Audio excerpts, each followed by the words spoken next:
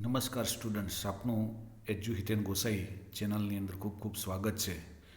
આજે આપણે સંસ્કૃતની અંદર ત્રીજું કાવ્ય સંતિ મેં ગુરુવો રાજન એનો અભ્યાસ કરવા માટે જઈ રહ્યા છીએ.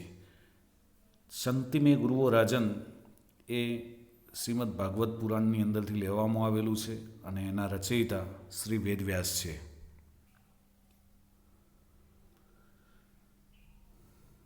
આજે ત્રીજો કાવ્યપાઠ સંતિ મેં ગુરુવો રાજનનો અભ્યાસ કરીશું. સંસ્કૃત સાહિત્યમાં મહર્ષિ વ્યાસની રચના મનાતા 18 પુરાણોનું મહત્ત્વપૂર્ણ સ્થાન છે. આ 18 પુરાણોમાં સૌથી વધારે પ્રસિદ્ધ શ્રીમદ ભાગવત પુરાણ છે. 18,000 શ્લોક ધરાવતા આ પુરાણમાં 12 સ્કંદ છે. પ્રત્યેક સ્કંદમાં જુદી જુદી સંખ્યામાં અધ્યાયો આવેલા છે. અધ્યાયોની અંતર્ગત ઓછી વધતી સંખ્યામાં પદ્યો છે. આ પદ્યો જુદા જુદા છંદોમાં છે. ભાગવતના 11મા સ્કંદમાં અધ્યાય 7થી 12 સુધી અવધૂતોપાખ્યાન છે. એકવાર રાજા યદુએ એક અવધૂતને જોયા. આ અવધૂત તે ગુરુ દત્તાત્રેય. તેઓ યુવા હતા, મોટા વિદ્વાન હતા, છતાં બાળકની જેમ સહજ રીતે વિચરી રહ્યા હતા. આ જોઈ રાજા યદુને સ્વાભાવિક રીતે જ આશ્ચર્ય થયું. આથી યદુએ અવધૂતને પૂછ્યું કે તમારા મુખ ઉપર આટલી બધી સહજ પ્રસન્નતા શા કારણે છે? ત્યારે અવધૂતે ઉત્તર આપ્યો કે 24 ગુરુઓ પાસેથી મને જે જ્ઞાન પ્રાપ્ત થયું છે તેના કારણે હું સર્વદા પ્રસન્ન રહું છું. એ પછી અવધૂતે રાજા યદુને પોતાના 24 ગુરુઓ અને તેમની પાસેથી પ્રાપ્ત કરેલા જ્ઞાનનો ઉપદેશ કહ્યો. આ ઉપદેશાત્મક સંવાદને અવધૂત ગીતા તરીકે પણ ઓળખવામાં આવે છે.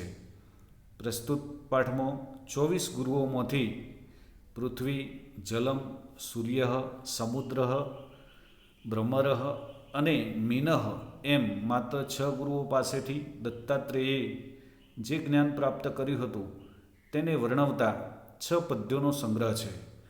તે ઉપરાંત પ્રથમ પદ્યમાં ઉપક્રમ છે અને અષ્ટમ પદ્યમાં ઉપસંહાર છે. આમ કુલ 8 પદ્યો છે. ઉપક્રમના પદ્યમાં પોતાના અનેક ગુરુઓ હોવાનો અને ઉપસંહારના પદ્યમાં એક ગુરુ પાસેથી મળતું જ્ઞાન પૂરતું હોતું નથી. તેથી અનેક ગુરુઓ હોવા ઘટે તેવો નિર્દેશ છે. આ 6 ગુરુઓ પાસેથી અવધૂતને જે બોધ પ્રાપ્ત થયો છે તે નીચેના પદ્યોનો અભ્યાસ કરતી વખતે જાણી શકાશે.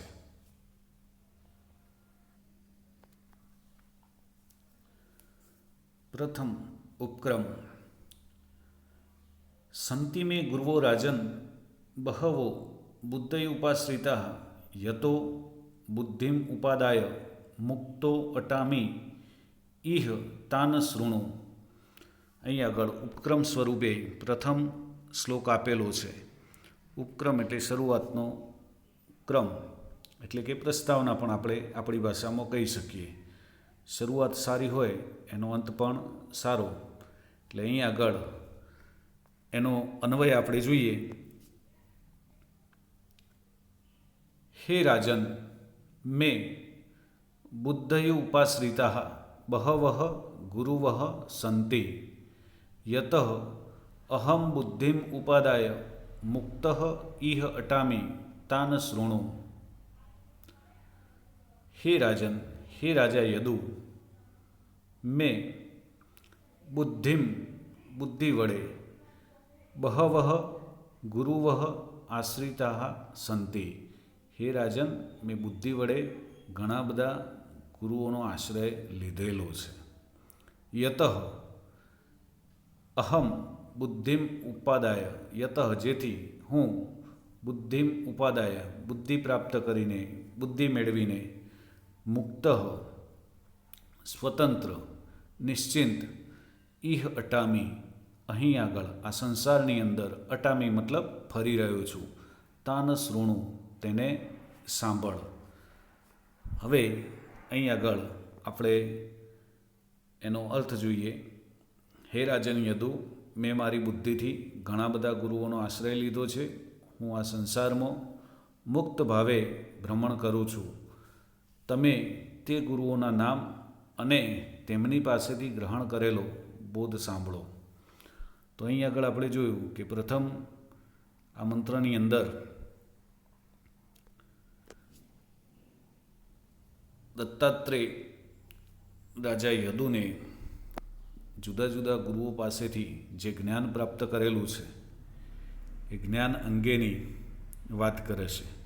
કેવું જ્ઞાન મેળવ્યું અને એ ગુરુઓના નામ, જે 24 ગુરુઓ કયા છે, એ કયા કયા ગુરુઓ છે, એની પણ વાત આ પ્રથમ શ્લોકની અંદર દત્તાત્રેય કરી રહ્યા છે.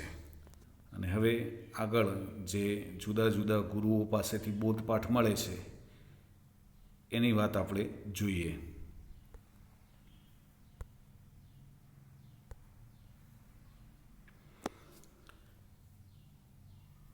પૃથ્વી ગુરુ ભૂતેઃ આક્રમ્યમાણો અપી ધીરો દેવવસાનુગેહે તત વિદ્વાન ન ચલેત માર્ગાત અન્વશિક્ષમ ક્ષિતે વ્રતમ.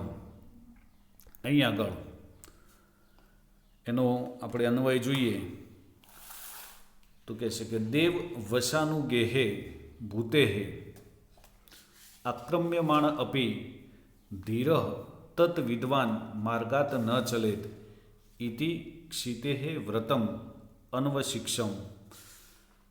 ભૂતેઃ આક્રમ્યમાણ, ભૂતેઃ એટલે કે પ્રાણીઓ વડે, આક્રમ્યમાણ આક્રમણ કરવામાં આવતું હોવા છતાં પણ, અપી એટલે પણ, દેવવસાનુગેહ તે જે આક્રમણ છે, તે જે મળેલું દુઃખ છે એ દેવવસાનુગેહ મતલબ કે દેવને આધીન છે, નસીબને આધીન છે, ભાગ્યને વશ છે એમ કહેવા માગે છે. એવું માનીને ધીરઃ તત વિદ્વાન ધૈર્યશીલ તે બુદ્ધિમાન માર્ગાત ન ચલેત પોતાના માર્ગ પરથી વિચલિત થતો નથી. ઇતિ એમ ક્ષિતેઃ વ્રતમ, ક્ષિતેઃ એટલે ધરતી પાસેથી આ ક્ષમા ગુણનો બોધ હું અન્વશિક્ષમ મતલબ શીખ્યો છું. તો અહીં આગળ એનો અર્થ આપણે જોઈ લઈએ. અન્ય પ્રાણીઓ વડે આક્રમણ કરવામાં આવતા તે સર્વ દુઃખોને ભાગ્ય આધીન રહેલા જાણીને ધૈર્યશાળી પુરુષે પોતાના માર્ગ પરથી ચલિત થવું જોઈએ નહીં. પૃથ્વી ગુરુ પાસેથી હું ક્ષમા ગુણનો બોધ શીખ્યો છું. તો અહીં આગળ આ શ્લોકની અંદર આપણે પૃથ્વી પાસેથી શું શીખવા મળે છે કે પૃથ્વી ઉપર માણસ ઘણો બધો અત્યાચાર કરે, ઘણું બધું નુકસાન પહોંચાડે, છતાંય પૃથ્વી એ ક્ષમા ગુણવાળી છે. એ ક્યારેય વિચલિત થતી નથી.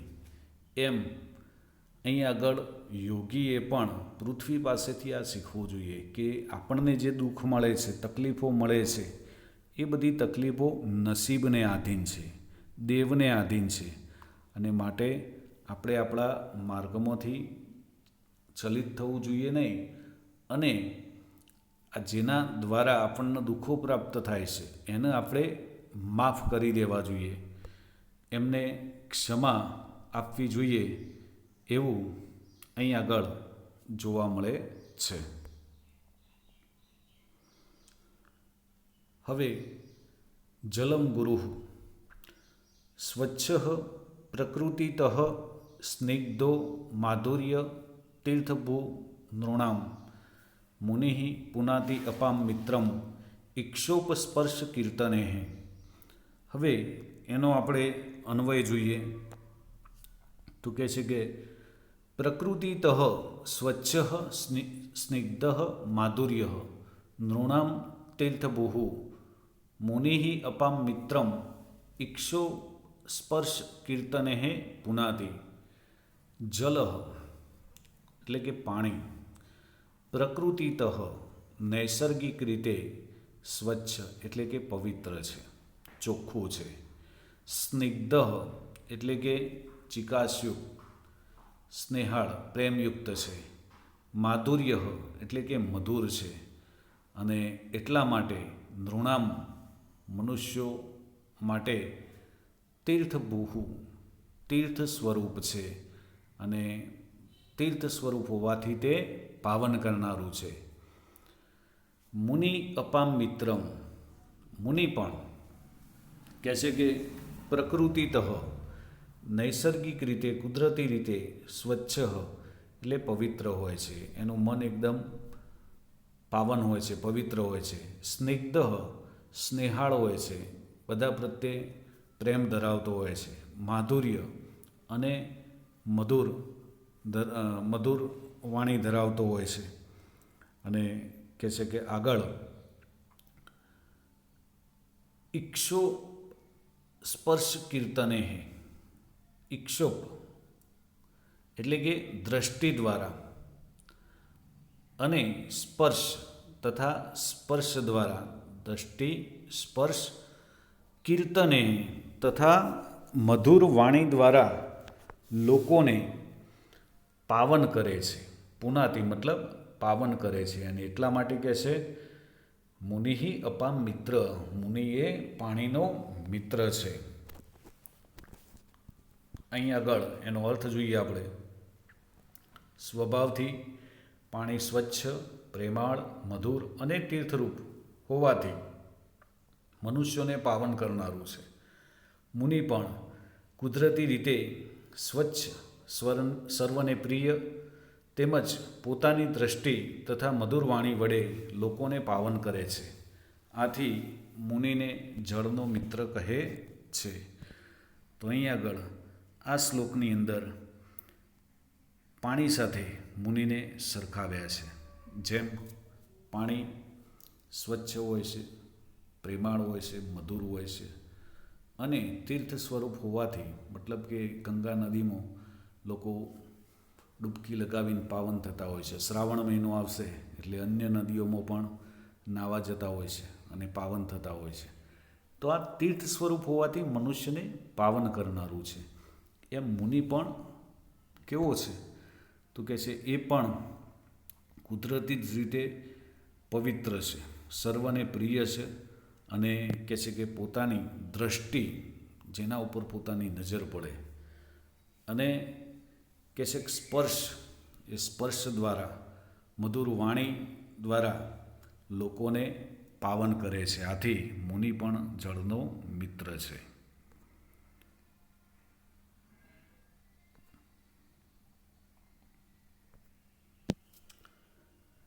સૂર્ય ગુરુઃ ગુણે ગુણાન ઉપાદતે યથાકાલમ વિમુચ્યતે ન તેષુ યુજ્યતે યોગી ગોબીગામ ઇવ ગોપતિ. અહીં આગળ શ્લોકનો અન્વય આપણે જોઈએ તો ગુણે કરે ગુણાન ઉપાદતે યથાકાલમ વિમુચ્યતે તેષુ ગોભી ગોપતિ ગાહા ઇવ ન યુજ્યતે. ગુણે એટલે કે કિરણો વડે, ગોપતિ, ગોપતિ એના બે અર્થ થશે.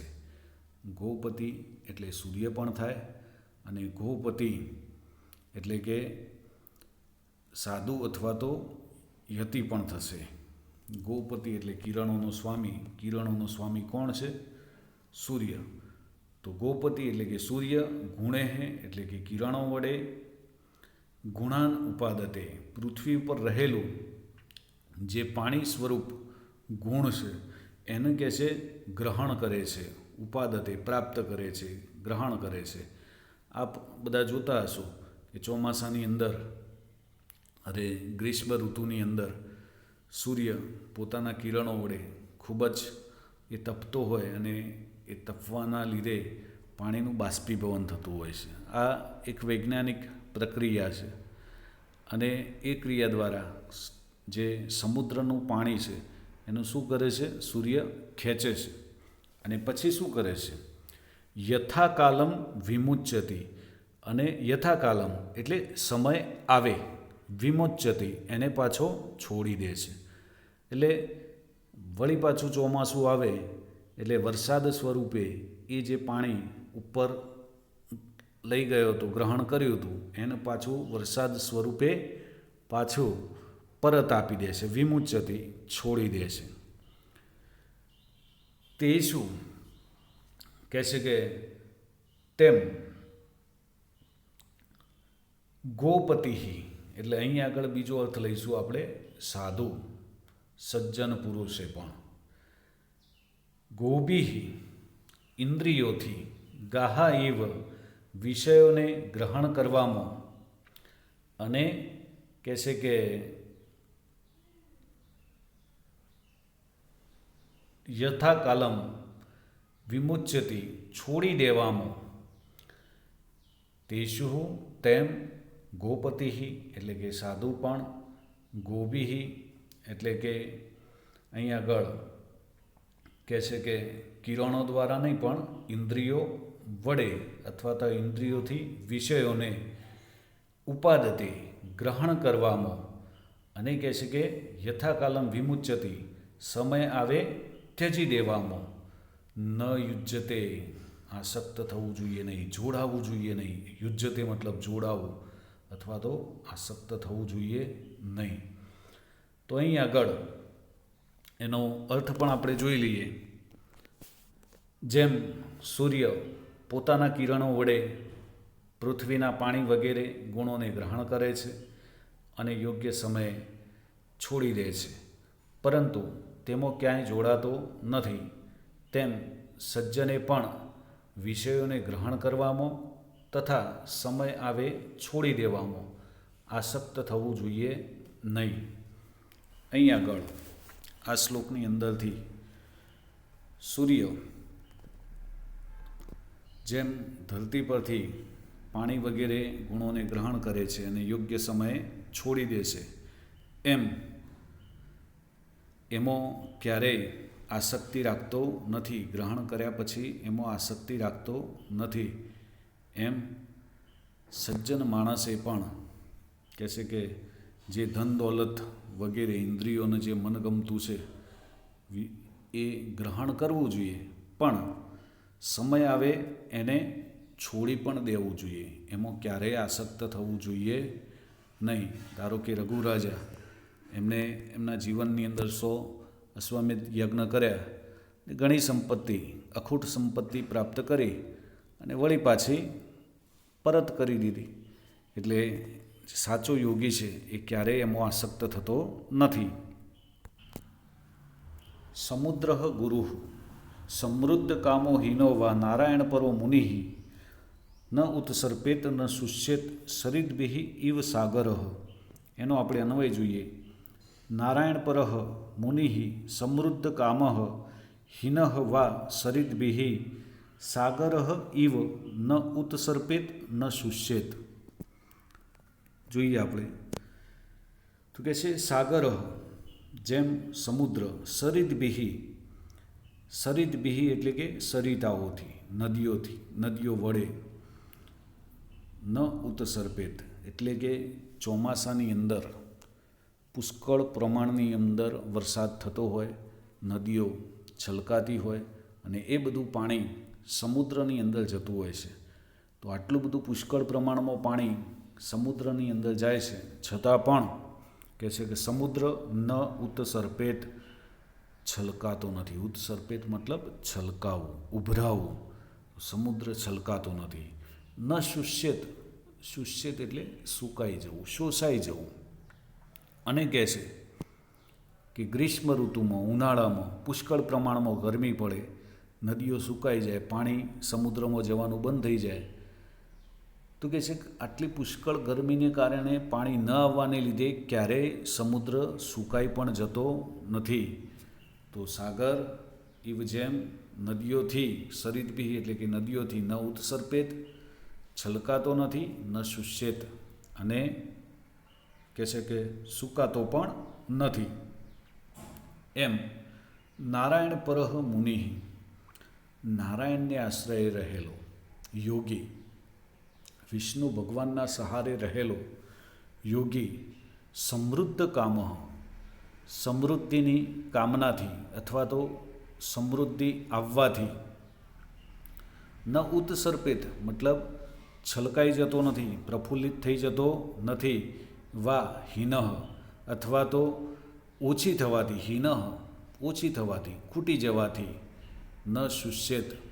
અહીં આગળ શુષ્યેતનો અર્થ આપણે શું કરીશું તો કહે છે કે શોક પણ કરતો નથી.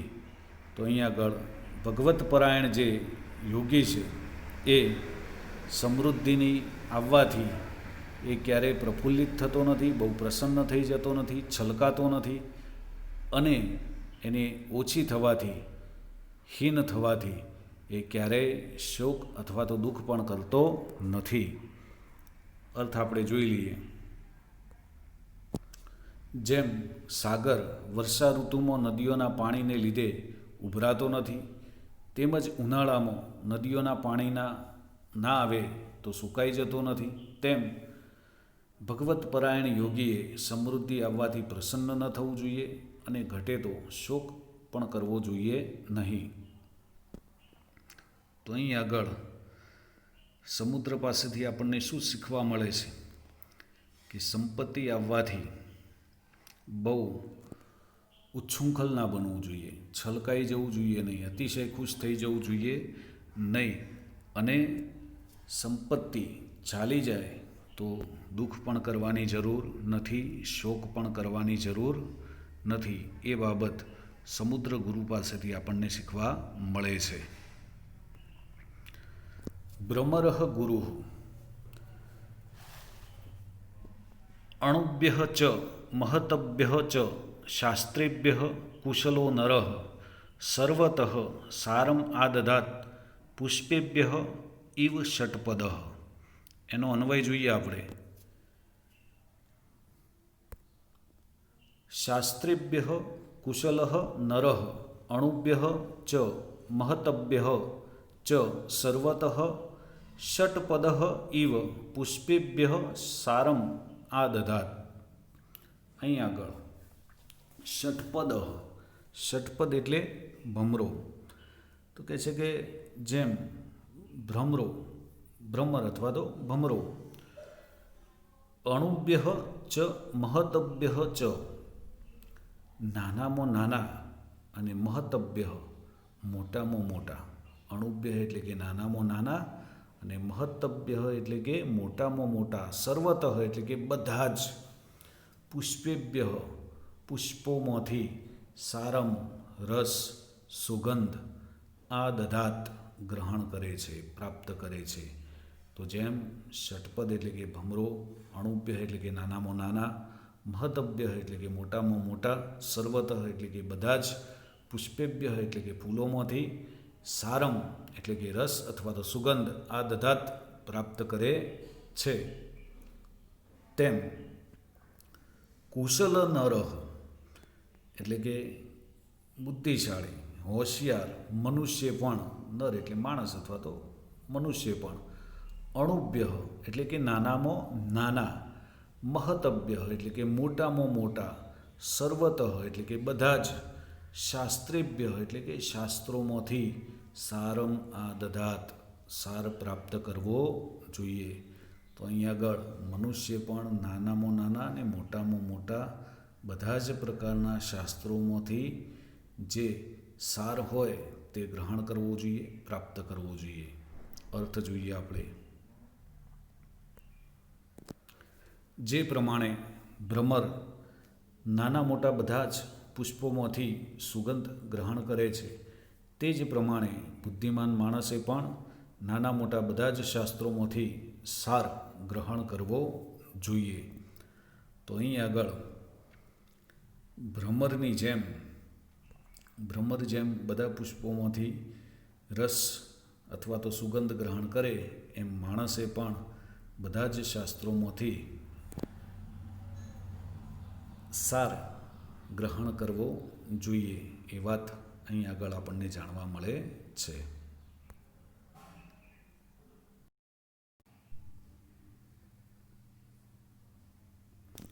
મિનઃ ગુરુ જિહ્વયાતિ પ્રમાથિન્યા જનો રસવિમોહિત મૃત્યુમૃચ્છતિ અસદબુદ્ધિ મિનસ્તો બડીશે યથા. એનો આપણે અન્વય જોઈએ. યથા જિહ્વયા અતિપ્રમાથિન્યા રસવિમોહિત અસદબુદ્ધિ મિનઃ તુ બડીશે મૃત્યુમૃચ્છતિ તથા જિહ્વયા અતિપ્રમાથિન્યા રસવિમોહિત અસદબુદ્ધિ જનઃ મૃત્યુમ રુચ્છતિ. યથા એટલે કે જેમ અસદબુદ્ધિ દુર્બુદ્ધિ કુબુદ્ધિવાળી, મિનઃ એટલે કે માછલી,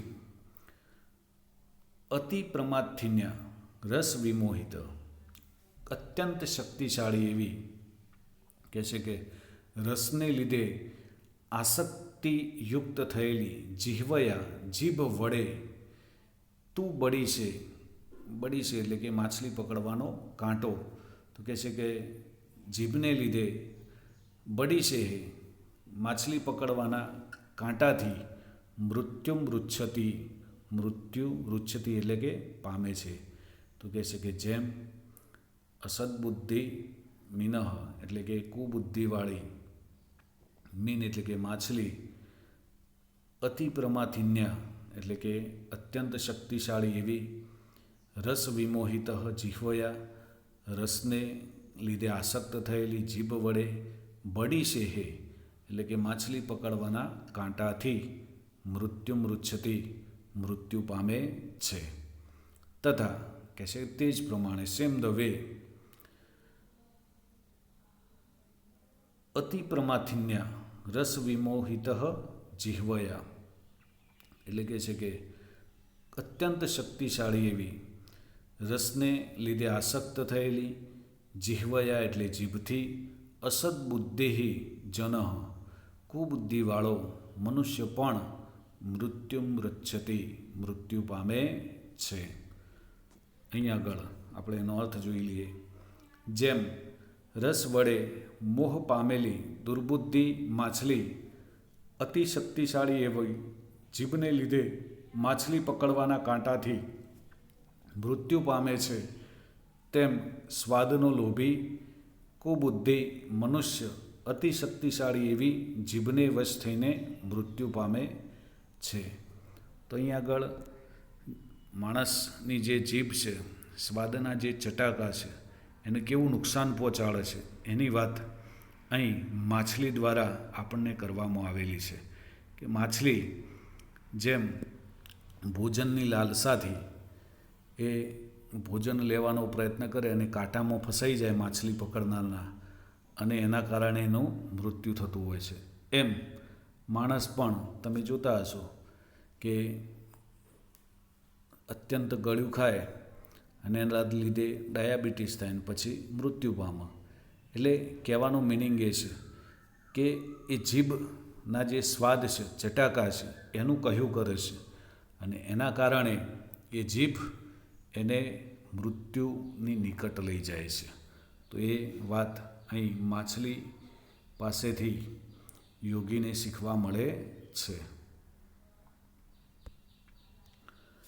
ઉપસંહાર નહિ એકસ્માત ગુરોઃ જ્ઞાનમ સુસ્થિરમ સ્યાત સુપુષ્કલમ ઇતિ ઉક્ત્વા સ યદું વિપ્રઃ યયો પ્રીતો યથા ગતમ. એનો અન્વય આપણે જોઈએ. એકસ્માત ગુરોઃ જ્ઞાનમ ન સુસ્થિરમ સુપુષ્કલમ સ્યાત ઇતિ ઉક્ત્વા સહ વિપ્રઃ પ્રીતઃ યથા આગતમ તથા યદું યયો. તો અહીં આગળ કહે છે એકસ્માત ગુરોઃ એક જ ગુરુની અંદર, જ્ઞાનમ એટલે કે જ્ઞાન, ન સુસ્થિરમ સ્થિર થયેલું નથી હોતું. એવું નથી એક જ ગુરુ જ્ઞાનનો ભંડાર હોય, જ્ઞાનનો ઢગલો હોય. સુપુષ્કલમ સ્યાત ઢગલાબંધ એની પાસે જ્ઞાન હોય અને એક જ જગ્યાએ સ્થિર થયું હોય એવું હોતું નથી. ઇતિ ઉક્ત્વા આવું ઉક્ત્વા એટલે કે કહીને સવિપ્રહ સ એટલે કે તે વિપ્રહ એટલે કે બ્રાહ્મણ યથા આગતમ પ્રીત એટલે કે પ્રેમથી યથા એટલે જેમ આગતમ આવ્યા હતા તથા તે જ પ્રમાણે યદુ પાસેથી યયો મતલબ ગયા. તો એક જ ગુરુ પાસે જ્ઞાન સુસ્થિર હોતું નથી અને પુષ્કળ પ્રમાણમાં પણ હોતું નથી એવું કહીને તે બ્રાહ્મણ એટલે કે દત્તાત્રેય પ્રેમથી જેમ આવ્યા હતા તેમ યદુ પાસેથી ગયા. અહીં આગળ આપણે એનો અર્થ જોઈએ. એક જ ગુરુ પાસેથી સુસ્થિર અને સારું એવું પુષ્કળ જ્ઞાન પ્રાપ્ત થતું નથી એમ બોલીને તે વિદ્વાન એટલે કે દત્તાત્રેય યદુની પાસેથી જેમ આવ્યા હતા તેમ ચાલ્યા ગયા. તો અહીં આગળ આ કાવ્યની અંદરથી જે ઉપસંહારમાં શ્લોક આપેલો છે એના દ્વારા આપણને ખ્યાલ આવે છે કે જીવનમાં અનેક ગુરુઓ હોય છે. બાળક જન્મે અને મૃત્યુ પામે ત્યાં સુધી સતત એ કંઈક ને કંઈક શીખતો હોય છે, જ્ઞાન મેળવતો હોય છે. એ જ્ઞાન મનુષ્ય પાસેથી પણ મેળવે છે, પ્રાણીઓ પાસેથી પણ મેળવે છે, નિર્જીવ વસ્તુઓ પાસેથી પણ મેળવે છે અને પ્રકૃતિ પાસેથી પણ મેળવતો હોય છે. એટલે કે કોઈ એક વ્યક્તિ અથવા તો કોઈ એક ચોક્કસ વસ્તુ એનો ગુરુ હોઈ શકે નહીં. અનેક જણ પાસેથી એ જ્ઞાન અથવા તો બોધપાઠ પ્રાપ્ત કરતો હોય છે અને તે વાત અહીં આગળ આપણને શીખવા મળે છે. અસ્તુ. જય હિન્દ, જય ભારત.